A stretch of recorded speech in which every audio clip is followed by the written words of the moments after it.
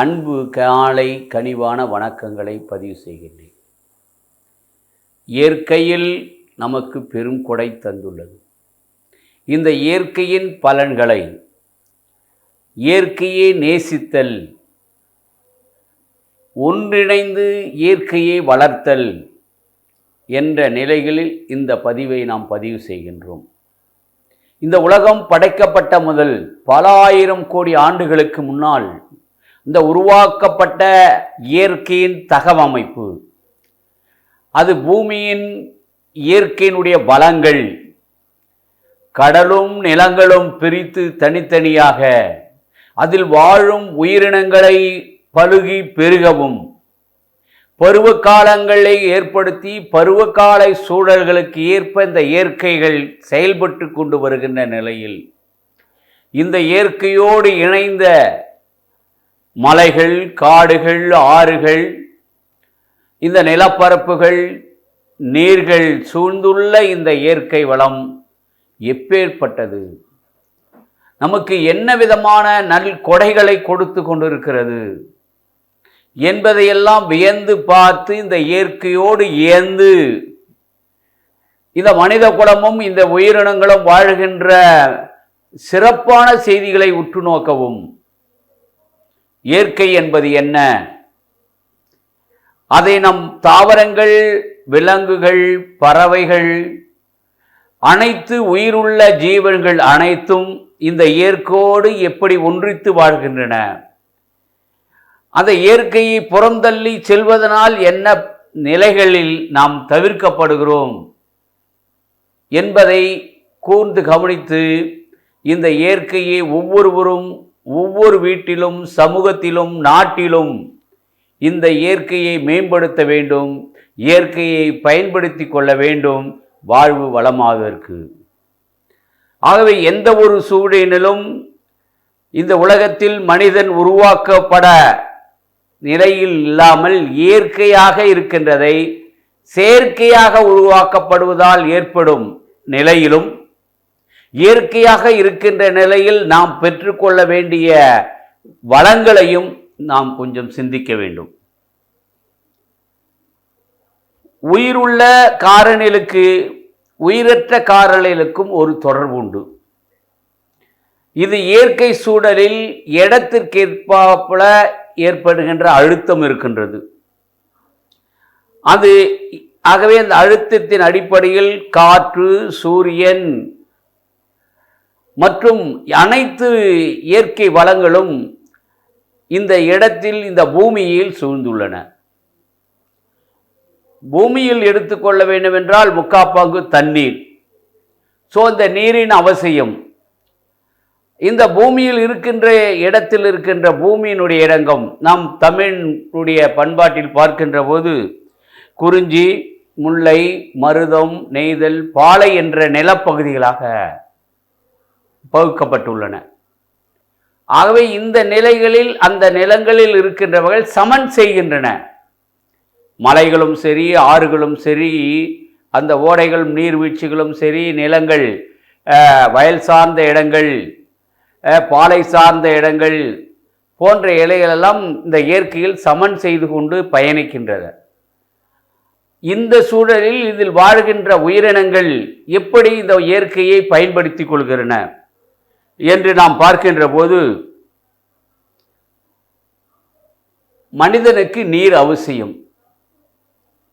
அந்த மலையிலிருந்து புறப்புகின்ற நீர் இந்த காடுகள் வழியாக அல்லது நிலத்தின் சமநிலத்தில் பாய்ந்து கடலில் செல்கின்றது. அதுதான் மருதம், முல்லை, மருதம், நெய்தல், பாலை என்று சொல்லுகின்றோம்.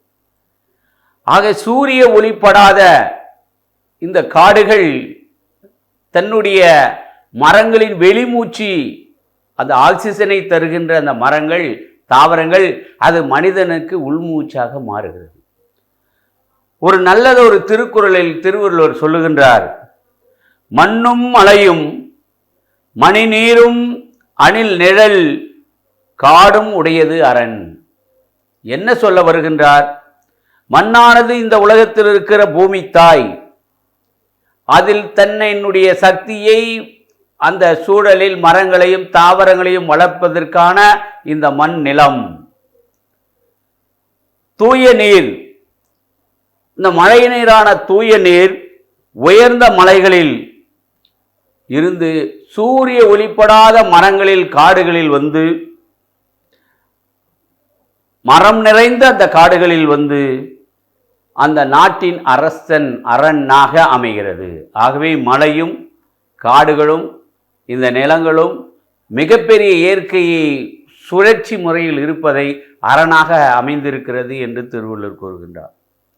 ஆகவே துருவங்கள் 2 இருக்கின்றன, வட துருவம் தென் துருவம். இந்த வட துருவத்தில் தென் துருவத்திலும் இந்த உயிரினங்கள் வாழக்கூடாத முடியாத ஒரு நிலை சூழ்நிலை இருந்தாலும் இந்த நிலநடுக்கோட்டு பகுதியில் தான் அனைத்து உயிரினங்களும் வாழினங்களும் வந்து வாழ்விக்கின்றன. ஆகவே நம்மளுடைய பாரதம் இந்த நிலநடுக்கோட்டு பகுதியில் இருக்கின்ற பகுதியினால்தான் இந்த உயிரினங்கள், எண்ணற்ற உயிரினங்கள் நம்மளுடைய அந்த நிலநடுக்கோட்டு பகுதியில் வாழ்வதற்கான ஒரு இயற்கையை அந்த பகுதி கொடுக்கிறது. ஆகவே இந்த சூழலில் இந்த உயிரினங்கள் ஒரு நாளைக்கு பல கோடி உயிரினங்கள் இறந்தும் பல கோடி உயிரினங்கள் பிறந்தும் ஒரு சுழற்சியை, ஒரு நடுநிலைமையை ஏற்படுத்துகிறது. ஆகவே இந்த நிலைப்பகுதியை பார்க்கின்ற போது உயர்ந்த மலை எவரெஸ்ட் 6000 மீட்டர் உயரம் உள்ளதும், அதே போன்று 11,000 மீட்டர் உள்ள கடலுடைய ஆழப்பகுதியான மீட்டர் நீளம் உள்ள ஒரு மெரினா அழகி கடல் மீட்டில் கீழ் உள்ளது, கடல் மட்டத்திலிருந்து கீழ் உள்ளது. ஆகவே 2 பெரும் நிகழ்வுகளும் இந்த இயற்கையில் எப்படி பொருந்தி இருக்கிறது என்பதை நாம் பார்க்க வேண்டும். ஒவ்வொரு பருவத்திற்கும் ஏற்ப நம்மளுடைய இயற்கையில் வெப்பமும் குளிரும் வேறுபடுகிறது. அதற்கேற்ற தகவமைப்புகள், உடல் அமைப்புகள், இந்த விலங்கு பறவைகளுடைய உடல் அமைப்புகள் மாறுபெறுகிறது. இந்த உயிரினங்கள் அதனால் வாழ பெறுகிறது. சூழ்நிலையினுடைய மண்டலத்திற்கு ஏற்ப இந்த பூமியானது அமைக்கப்பட்டுள்ளது. நாம் இயற்கைக்கு ஏற்ப அந்த சூழலில் இருக்கின்ற தாவரங்களும் மரங்களும் பழமரங்களும் ஒவ்வொரு காலகட்டத்தின் பருவ நிலைக்கு ஏற்ப அந்த காய்களையும் பழங்களையும் தந்து கொண்டிருக்கிறது இந்த உயிரினங்களுடைய வாழ்விற்காக. அதை நாம் யோசனை பண்ணி பார்க்க வேண்டும். ஆகவே ஒவ்வொரு தருணத்திலும் பழுக்கின்ற பழங்களும் அது பூக்கின்ற பூக்களும் அந்த இயற்கையோடு இணைந்து கொண்டு அந்த காலகட்டத்தில் உரிய செயல்களை, பலன்களை, அதனுடைய விளைவுகளை, விளைச்சல்களை தருகின்றன. இதன் மூலம் நம்மளுடைய மனித குலம் அதை உயிரோட்டமாக சக்தி நிறைந்த உணவாக நாம் பயன்படுத்தி கொள்ள போது ஆதியில் இருந்த மனிதர்கள் இந்த இயற்கையோடு இணைந்து வாழ்கின்ற ஒரு நிலையில் பல 100 ஆண்டுகளுக்கு மேல் வாழ்ந்த வரலாறுகள் இருக்கின்றன. இதையெல்லாம் நாம் சிந்தித்து பார்க்கின்ற போது ஒரு மனிதன், எந்த விலங்கோ இயற்கையோடு இயற்கைக்கு மாறாக வாழ்வதில்லாமல் இருக்கின்ற போது நாம் நம்மளுடைய வாழ்நிலையை வளமாக்கிக் கொள்வதற்கு இந்த இயற்கை துணை புரிகிறது என்பதை நாம் பார்க்கின்றோம். ஆகவே 5 வகை நிலைகளை பார்க்கின்ற போது குறிஞ்சி மலையும் மலை சார்ந்த பகுதிகளையும், போது காடு சார்ந்த இடங்களையும், மருதம் என்று சொல்கின்ற போது வயல்வெளிகள் சார்ந்த நிலங்களையும், பாலை என்பது மணல் சார்ந்த பகுதிகளையும், நெய்தல் என்பது கடல் சார்ந்த நிலைகளையும் குறிக்கிறது. ஆகவே இந்த சூரிய வெப்பம் இந்த மனிதனுக்கு ஒரு உயிரோட்டத்தை தருகிறது. இந்த சூரிய ஒளிதான் அந்த ஒளிச்சேர்க்கைக்கும் மனிதன் அடைத்து பயன்படுகின்ற அனைத்து நிலைகளிலும் இந்த சூரிய ஒளி மிகப்பெரிய ஒரு இயற்கையாக நமக்கு பயன்படுகிறது. இன்று கூட சூரிய சக்தியிலிருந்தான் மின்சாரம் தயாரிக்கப்பட்டு, இன்னும் சொல்ல போனால் நாம் பயன்படுத்த வாகனங்கள் எல்லாம் எலக்ட்ரிக் முறையில் ஓடுகின்றன. ஆகவே அந்த சூரிய சக்தியிலிருந்து தான் மின்சக்தியாக மின்மோட்டார் இயக்கின்ற அளவுகளுக்கு நாம் பயன்படுத்தி சேகரித்து செயல்படுகின்ற ஒரு இயற்கையை நாம் இன்று வளப்படுத்தி கொண்டிருக்கிறோம். உதாரணமாக நம்முடைய இயற்கையில தென்மேற்கு பருவக்காற்று, வடகிழக்கு பருவக்காற்று 2 உருவாகுது. இந்த தென்மேற்கு பருவக்காற்று அந்த வெப்பத்தினால் இந்த காற்றானது மேலோக்கி அந்த தென்மேற்கு மலைகளின் சார்பாக கடந்து அதன் மூலமாக தான் ஆடி விதை தேடி விதை என்று அந்த நேரத்தில் மழை பெய்து நமக்கு. இப்படியே அந்த தென்மேற்கு பருவக்காற்று இந்த மலைகளை கடந்து இமலையில் இருக்கின்றதை தடுத்து அது மீளவும் வங்காள விரிகுடா வழியாக நமக்கு இந்த மழை மேகங்கள் வருகின்றன. இந்த இடத்தில் தான் இந்த இலங்கை இருக்கின்றது. ஆகவே அது வளமுள்ள ஒரு நிலையாக இருக்கிறது. ஆகவே இந்த தென்மேற்கு வடமேற்கு பருவக்காற்றானது இந்த மலைகள் வழியாக கடந்து இமயமலை தடுத்து மேலும் அது வடகிழக்கு பருவக்காற்றாக வங்காள விரிகுடா கடலில் இருந்து வருகின்ற போதுதான் நமக்கு மழை மிக பயனுள்ள மழையாக பெய்கிறது. அந்த ராமநாதபுரம் மற்ற கீழ் மாவட்டங்களில் பார்த்தால் பனை மரங்கள். இந்த தண்ணீர் நல்ல தண்ணீர் கடலுக்கு முன்னால் அந்த பனை மரத்தினுடைய வேர்கள் தடுக்கின்றன. இயற்கையாகவே அந்த பலப்படுத்துவதற்கான ஒரு இயற்கையான சூழல் எப்படி அமைந்திருக்கிறது என்று நாம் சிந்தித்து பார்க்கின்ற போது அது அதிசயமாக இருக்கிறது. எப்படி பயன்பெறுகிறது, இயற்கை சூழல் எப்படி அமைந்திருக்கு பார்த்து நாம் வியந்து போகிறோம். அதுபோன்று காற்றானது வாயுக்களால் இந்த காற்று இந்த பூமியை வளத்தில் இருக்கின்றது. இந்த 30க்கு ஏற்பட்ட அந்த வாயு காற்றுகள் குளிர்ந்த மேகங்களாக சென்று நமக்கு மழை நீராக வருவதற்கு காரணம் ஆக்சிஜன் என்ற வாயு அதில் கலந்து கொண்டு வருவதனால தான் மழை நீர் நன்னீராக நமக்கு கிடைக்கிறது. ஆக்சிஜனை தரக்கூடிய அந்த வாயு என்பதால் தான் இந்த மழை மேகத்தை ஈர்த்து நமக்கு கொடுக்கிறார்கள். இந்த பனைமரத்தினுடைய ஓலை கூட இந்த கருமேகத்தை ஈர்க்கின்ற ஒரு சக்தி இருக்கிறது. அதனால்தான் அந்த பகுதியிலே மழை பெய்கிறது என்கிறார்கள். இன்னும் சொல்லப்படவென்றால் இந்த காடுகள், தாவரங்கள், மரங்கள், ஏன் மரங்கள் வளர்த்து கொள்கின்றோம்? ஒரு 30 மரங்களை வளர்க்க வேண்டும். தன்னுடைய மரம் வளர்த்தால், மரம் தாளாட்டினால் மழை தாளாட்டும். ஆகவே இந்த மரங்கள் ஆக்சிஜனை உற்பத்தி செய்து வெளிமூச்சாக விடுகிறது. வெளிமூச்சு மனிதனுடைய உள்மூச்சு. மனிதனுடைய வெளிமூச்சு தான் மரங்களுடைய உள்மூச்சாக மாறுகிறது. ஆகவே இந்த ஆக்சிஜனை தரக்கூடிய அந்த வாயுக்கு மரங்கள், காடுகள், இப்படி தாவரங்கள் இருக்கும் நிலையில், வளர்ப்படுத்த நிலையில் அதுதான் பெறுகிறது. பசுமை குறுங்காடுகள், பல காடுகளை இயற்கையாக அமைந்துள்ளன. இந்த மேகத்தை, இந்த மழையை கொடுப்பதற்காக அதனுடைய ஆக்சிஜனை பெற்று அதை நாம் ஒரு சிந்தித்து பார்க்க வேண்டும். இந்த மரம் என்பது சாதாரணது அல்ல. இந்த மனிதன் உயிர் மூச்சுக்காக வளர்ப்படுகின்ற இந்த மரங்களும் தாவரங்களும் காடுகளும் நாம் இருக்க வேண்டும், வளப்படுத்த வேண்டும் என்பதை இந்த நேரத்தில் நாம் தெரிந்து கொள்ள கடமை உண்டு. இந்த கடலிலிருந்து எப்படி தாங்கி,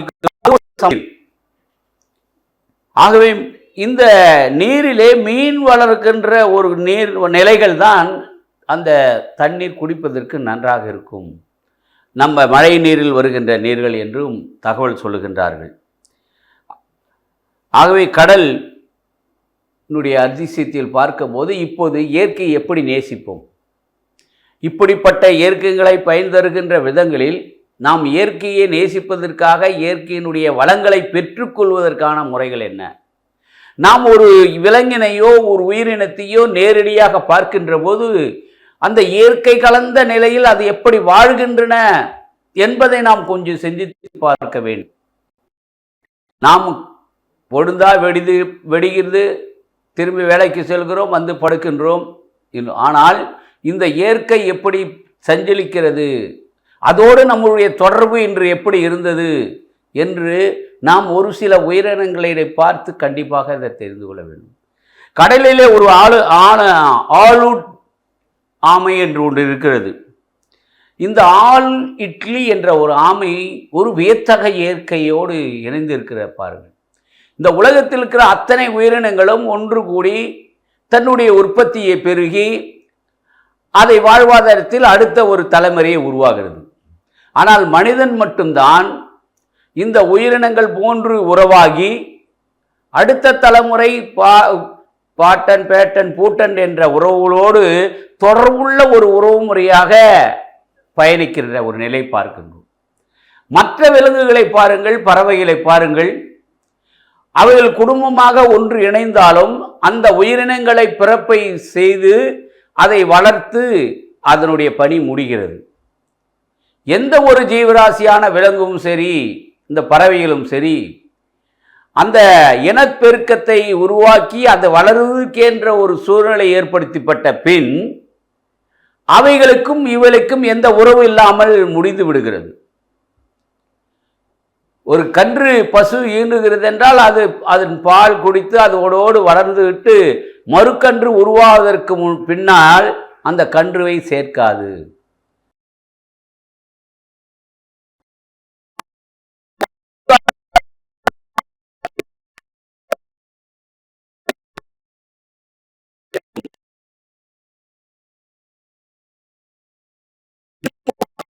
அந்த திரும்ப அந்த கூட்டில் சேர்க்காது. என்ன வியப்பு! சிட்டுக்குருவி நாம் வீட்டில் சேர்க்கின்றோம், வழக்கந்து தானாக அது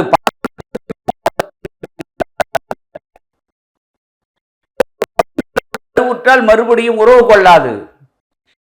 ஒரு இயற்கை நீதியோடு இந்த விலங்குகள் இருப்பதை நாம் பார்க்கின்ற போது அதிசயமாக இருக்கிறது.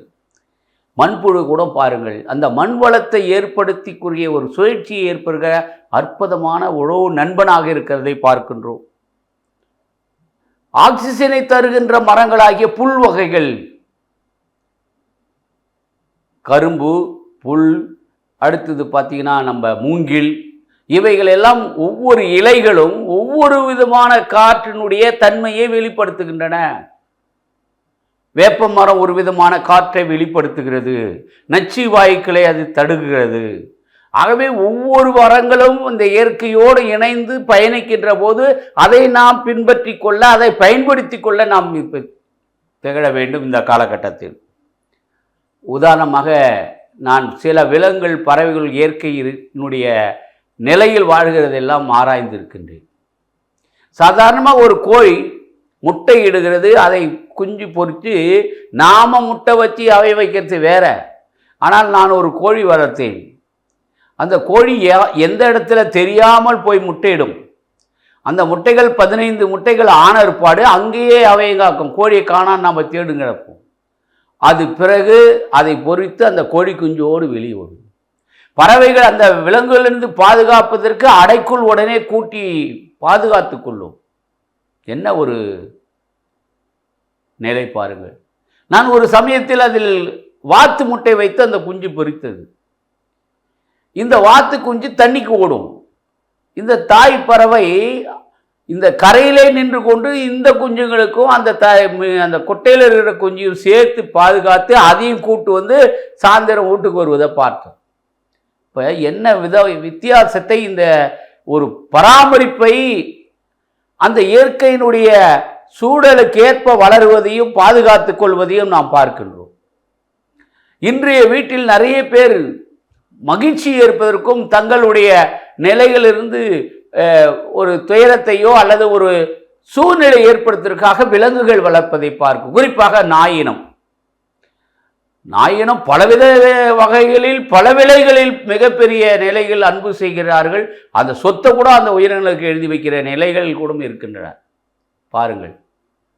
ஆகவே அந்த நன்றியுள்ள நாய் அதனுடைய குரல் அதை கண்டுபிடிக்கிறது. ஆகவே அந்த எஜமான் வருகின்றார், தொலை தூரத்தில் வருகிற என்றால் அது என்ன பண்ணும், பழகின்ற போது நம்முடைய பாதங்களை, கால் விரல்களை நக்கி அந்த உணர்வுகளை தெரிந்து கொள்கிறது. நம்முடைய குரல்களை அது கவி பிடித்து கொள்கிறது. வருகின்றதுக்கு முன்னாடியே அதை நம்மை அழைக்கின்றது. அப்போ ஒரு உயிரினமாகிய இந்த விலங்கு எப்படி அந்த இயற்கையில் இருக்கின்ற அந்த காற்றின் தன்மையில் இருக்கின்ற குரல் வளத்தினுடைய வன்மையை கண்டுபிடித்து அதை பழக்கிக்கொள்ளு நம்மோடு பழகிறது என்பதை பார்க்கும். இந்த பூனை வகைகள் கூட வீட்டுகளில் எல்லாம் இன்று நிறைய வளர்க்கின்றார்கள். அந்த பூனை இனத்தை சார்ந்த சிறுத்தையும் சரி நீங்கள் படங்களில் பார்க்கலாம். இந்த பூனை ஒரு இடத்திற்கு பின் இடம் நகர்ன்ற போது நின்று சுற்றி 2-3 தடவை பார்த்து யோசனை பண்ணி தான் அடுத்த ஸ்டெப்பே போகும். இப்படி இயற்கையால் ஏற்படுகின்ற பாதிப்புகளை எப்படி கண்டுணர்ந்து அது செயல்படுகிறது, வாழ்கிறது என்பதை நாம் பார்க்கிறோம். தூக்கணாங்குருவி, அந்த மழை இந்த பக்கம் வடகிழக்கு பருவமழையா தென்கிழக்கு பறவை மழையா வருகிறதா என்று அந்த ஓப்பன் இருக்கிற அந்த கூடு ஓட்டை இருக்கிறதே, அது தண்ணீரில் அந்த நீர் மழை நீரில் அடித்து கொள்ளாதபடி மழை வருகின்ற எதிர் திசையில் அந்த கூட்டினை அமைக்கிறது. இப்படி இயற்கையை கண்டறிந்து இயற்கையை பாதுகாத்து இயற்கையை வளப்படுத்தி பயன்படுகின்ற இந்த உயிரினங்கள் வாழ்ந்து கொண்டிருக்கின்ற போது நாம் மனிதர்களாகிய நாம், நம் சமுதாயம், நம்ம குலம் செழிப்பதற்கு ஏன் இந்த இயற்கையை பயன்படுத்தி கொள்ளவில்லை? இன்றைய உணவு முறைகளை பாருங்கள், அதிவேக உணவு முறைகள், சிக்கன் ஃப்ரை, சிக்கன் ரைஸ், என்னென்ன நூடல்ஸ், அது இது தயாரிக்கப்பட்டு பல நாட்கள் வைத்து அதை சமையல் செய்து சூடாக கொடுத்து ஒரு டேஸ்ட் எண்ணெய் ஊற்றி கொடுக்கத்தை இன்றைய குழந்தைகள் விரும்பி விரும்பி சாப்பிடுகிறார்கள். ஆனால் அன்றைய கால பண்டைய கால முறையை அந்த மண் சட்டியிலே சமையல் செய்து அந்த சோறு வடிக்கின்ற அந்த தண்ணீரையே குடித்து அல்லது பழைய சாத தண்ணீரை காலையில் குடித்து என்ன விதமான இயற்கையோடு மனிதர்கள் வாழ்ந்த அந்த காலத்தை மறந்து விடுகிறார்கள். ஆனால் நீங்கள் இந்த சமூகத்தில் பார்க்கலாம், இயற்கை என்றும் பிணைந்து வளர்கிறதை பார்க்கலாம். எந்த தாவரமும் சரி எந்த நிலைக்கும் வளரக்கூடிய ஒரு நிலை. ஆனால் தாவரங்களும் நடுக்கோட்டு பகுதியில் இருப்பதை நாம் பார்க்கின்றோம். இன்று வாசனை பொருள் மிளகு, சீரகம், மற்ற இயற்கையில் அதிகமாக வளம் பெறுகிறது என்று சிந்தித்து பார்ப்போமானால் அந்த இயற்கைக்கு வளமாக பெரிய இடமாக இந்த பயன்படுகிறது. ஆகவே அவை அதிகமாக உற்பத்தி செய்கிறது. நாம் அந்த இயற்கையை உற்பத்தி செய்வதற்கு இயற்கை சார்ந்த பயன்படுத்தாமல் விரைவாக அந்த பயிர்கள் வளர வேண்டும், மரங்கள் வளர வேண்டும் என்று மனிதன் கொட்டி தீர்க்கின்றோம். அந்த மண் பதத்தை கெடுத்து விடுகின்றோம். ஆகவே இயற்கையை வளர்ப்பதற்கு இயற்கையாகவே வளர்ப்பதற்கான முறைகளை கண்டறிய வேண்டும். இன்றும் நிறைய பேர் இயற்கை விவசாயம் மூலம் விளையப்பட்ட அரிசியை தேடி கண்டுபிடிக்கிறார்கள், வாங்கிக் கொள்கிறார்கள். ஆகவே அந்த காலத்தில் இருந்த விவசாய முறைகள் இயற்கையோடு இணைந்த முறைகளாக இருந்தது. அந்த நிலத்தை சுற்றி நிறைய மரங்கள் நடுவார்கள். அந்த தழையை பசுமைத்த உரங்களாக அந்த தழ உறவை இடுவார்கள். அந்த களைப்பெருக்கத்தில் இருந்தும் அந்த முறைக்கேற்ற நீர் பாய்ச்சுதல் முறை இருந்தும் எந்த விதமான அந்த விலங்கினங்களுடைய சாணங்களை எல்லாம் சேர்த்து வைத்து அந்த சாணங்களை அந்த உரமாக அதுக்கு இட்டு பயிரிட்டு செய்கின்றார்கள். அப்படிப்பட்டு விளைந்த அந்த தாவரங்கள், அந்த காய்கறிகள் மிக பயனுள்ளதாக நம் உடலுக்கு ஏற்ற எந்த பாதிப்பும் இல்லாத ஒரு முறைகளாக இருக்குது. இதைத்தான் இன்றும் நகரத்திலே வீடு மேலே இருந்தாலும் மாடி தொட்டிகின்ற முறையிலே இந்த பந்தல் போட்டு காய்கறிகளை பயன்படுத்துகிறார்கள். இயற்கையாக வளர்க்கின்ற ஒரு முறையை செயற்கையாக வேகமாக வளர்வதற்கான முறைகளை தவிர்த்து இன்று மனித குலம் விரும்புகின்றார் என்றால் இந்த நோயின் காலத்திலிருந்து இந்த இயற்கை பாதிப்பு, இந்த காற்று மாசு இவையெல்லாம் பாதிப்பதற்காக இயற்கையை பயன்படுத்தி கொள்ள வேண்டும் என்பதுதான் இந்த தலைப்பிலே அழுத்தம் திருத்தமாக சொல்கிறோம். ஒரு குறைந்த நிலம் வைத்திருந்தாலும் சரி, அதை வருமானத்திற்கு அதிகமாக செயல்பட வேண்டும் என்றால் பாதி செலவுக்கு மேலே செயற்கைகளை பயன்படுத்தி அந்த பயிரை வளர்த்து அதில் பாதி நஷ்டம் ஏற்பட்டு விளைச்சலே ஒன்றும் இல்லாமல் ஆகிறது. அப்போ ஏன் இந்த நிலை? இயற்கையை நாம் முறையாக பயன்படுத்தக்கூடாது. நம்முடைய முன்னோர் சொல் கேட்டு அவர்கள் பயன்படுத்திய இந்த இயற்கை வளங்களை நாம் வளர்ப்பது எந்த விதத்தில்? ஆகவே ஒவ்வொரு வீட்டிலும் கண்டிப்பாக ஒரு முருங்கை மரம், ஒரு வாழை மரம், ஒரு தென்னை மரம் அல்லது அந்த மூலிகை செடிகள் இருக்கின்ற வாஸ்து தாவரங்கள், ஒரு முல்லை, ஒரு மல்லி என்று அந்த இலைகளையும் பசுமையானைகளையும் வீட்டிற்குள்ளே நாம் பார்க்கின்ற போது இயற்கை அப்படி ஜொலிக்கிறது என்பதை நாம் பார்க்கணும். எந்த காற்றோட்டம் இல்லாமல் வீடு கட்டுகின்றார்கள். அந்த காற்று வெப்பநிலை அடைந்து மேலே செல்லுகின்ற போது வெளிவிடுவதற்கான வழி விட்டிருக்க வேண்டும். அந்த காலத்தில் கூரை வீடுகள் எல்லாம் என்ன இருக்கும்? அந்த கூரையும் அந்த செவுரும் இடைப்பட்ட நேரத்திலே துவாரம் இருக்கும்.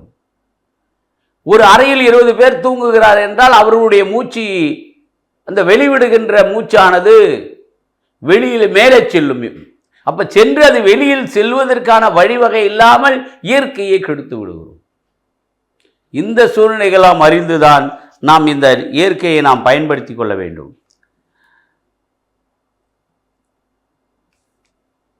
நீரை பயன்படுத்துவது நமக்கு, நான் ஏற்கனவே ஒரு பதிவில் சொன்னது பிரகாரம், ஒரு பக்கெட் அளவில் தண்ணீர் என்பது ஒரு கடல் அலையில் இருக்கின்ற 79% தண்ணீர். அதில் மக்கு மூலம் ஒரு தண்ணீர் எடுக்கும் என்றால் அது 29%. அதிலே 1% பெறுகின்ற நன்னீர் தான். அந்த 1%லும் 0.33% தான் குடிக்கின்ற நீர் ஒரு கரண்டி அளவில். ஸோ அந்த நீரினை நாம் எப்படி பயன்படுத்தி கொள்வது? அப்போ நீர் மேலாண்மையில், நீர் பாய்ச்சன முறைகளில், சொட்டு நீர் பாசன முறைகளில் இந்த நீரினை முறையாக இயற்கையோடு பயன்படுத்தி கொண்டு அந்த இயற்கைகளை வளர்க்க வேண்டும். பெரிய பெரிய நம்மளுடைய அரசியல் சரி, பழைய காலத்தில் காமராஜ் கூட பல அணைகளை கட்டினார். எதற்கு? இந்த இயற்கை வளங்களுக்கு நீர் அவசியமானது என்பதால் பல அணைகளிலே நீர் தேக்க வைத்து, அந்த கால்வாய்களிலே தேக்க வைத்து, ஒவ்வொரு கிராமங்களிலும் ஒரு ஏரி, ஒரு குட்டை அமைத்து இந்த